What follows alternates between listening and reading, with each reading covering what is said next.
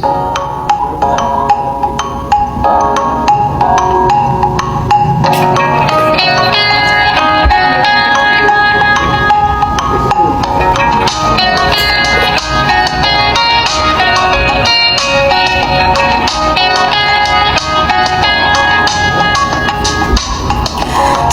hindi inaasahan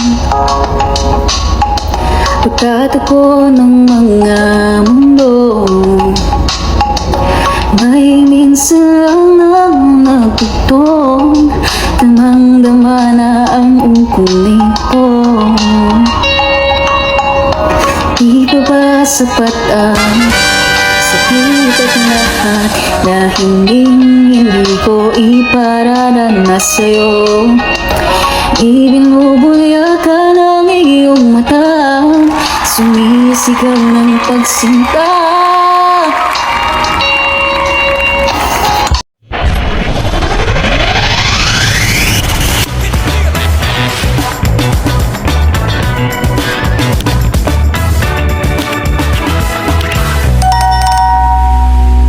Susuting gown ni Krista, handa na, ngunit kalingap ni ko ay may kondisyon.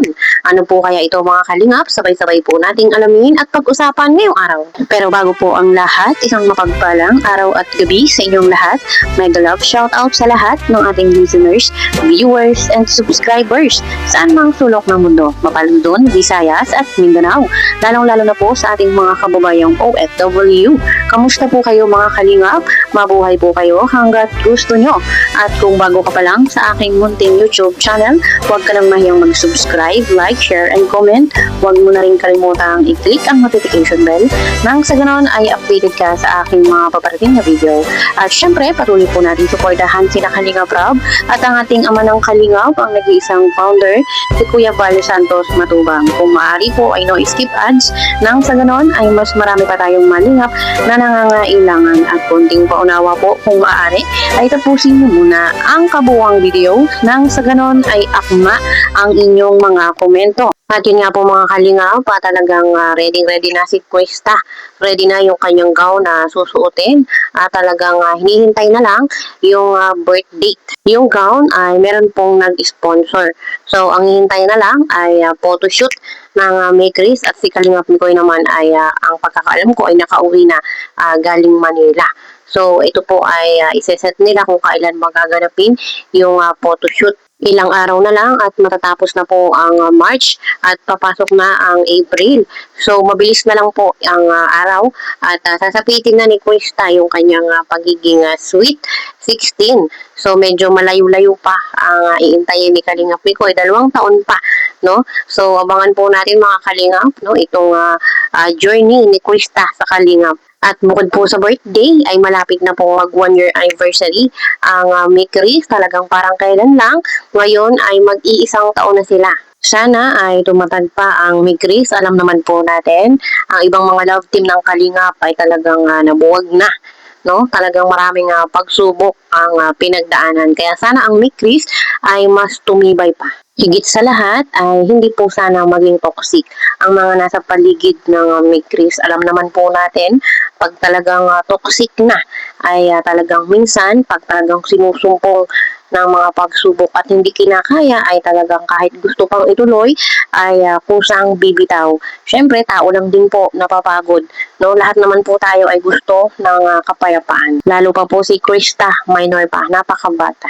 At least si Kalingap Mikoy ay medyo talagang masasabi po nating adult na, kayang harapin lahat ng mga pagsubok. Pero syempre si Krista ay hindi po natin alam kung kakayanin niya dahil syempre murang-mura pa yung kanyang edad. Kaya po, ang tanging dalangin po nating lahat sa birthday na paparating ni Krista at sa 1-year anniversary ng May Chris ay mas tumatag pa sila.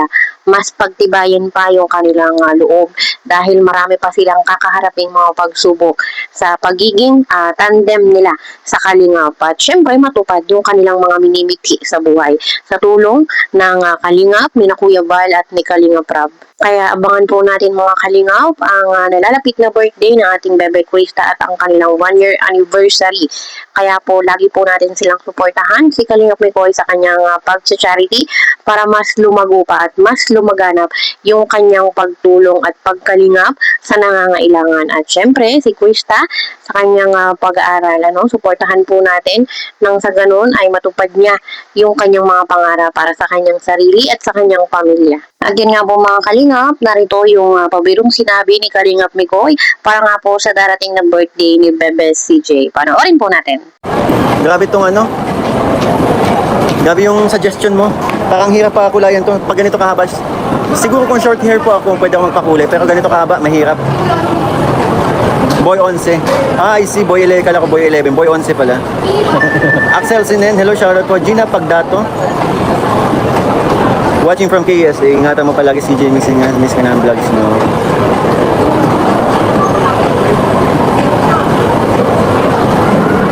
Po lahat po ng invited. Lahat ng invited sa birthday ni CJ dapat naka-crop top. Lahat ng pupunta sa birthday ni kahit mga mamis dapat naka-crop top. Mga lola naka-crop top. Parang ang saya-saya. Kaya yung mga yung hindi pasok yung hindi kita yung pusod, dapat kita yung pusod.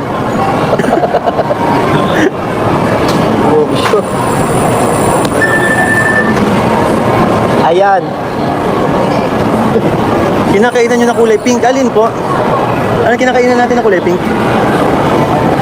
Wala. Sa diet? Wala. Gawa. Crop top po. Ay, inang, labas bilbil ko niyan. Ay, nako. Meron pa po kayong kalahating buwan.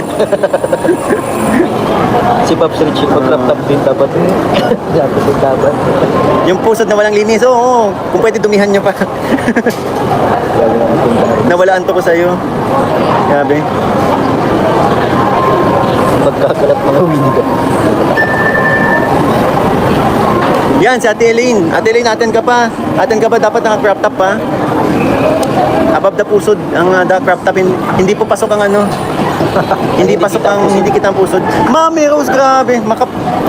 Isang makapink na maliwanag sa inyo. Thank you so much. Ano daw? Sabi mo? Ano daw? Mami Rose, grabe, salamat po. Paano na yan? Opo, kahit po mga senior, required po mag-crop top. May dress code. Paano kung malaki ang bilbil? Naku, damay-damay tayo. Grabe, happy birthday. For sure, ano na ngayon? Birthday na ngayon ni Mami Rose. Happy birthday po, Mami Rose. Maraming salamat po, syempre, sa walang sawang pag-support po sa amin. Simula nung una hanggang ngayon, nandito pa rin po kayo sa amin. Thank you so much po na hindi nyo kami iniiwan. Syempre, pati na rin sa mga nagmamahal sa amin, mga Micritioners. Thank you so much po. And syempre kay Ate Bing na nagbe-birthday din ngayon. Thank you so much po, Ate Bing. Sana po, yung may mga birthday ngayon, mag-enjoy po kayo ngayon sa inyong kaarawan. Full of love sa mga kasamang iyong pamilya.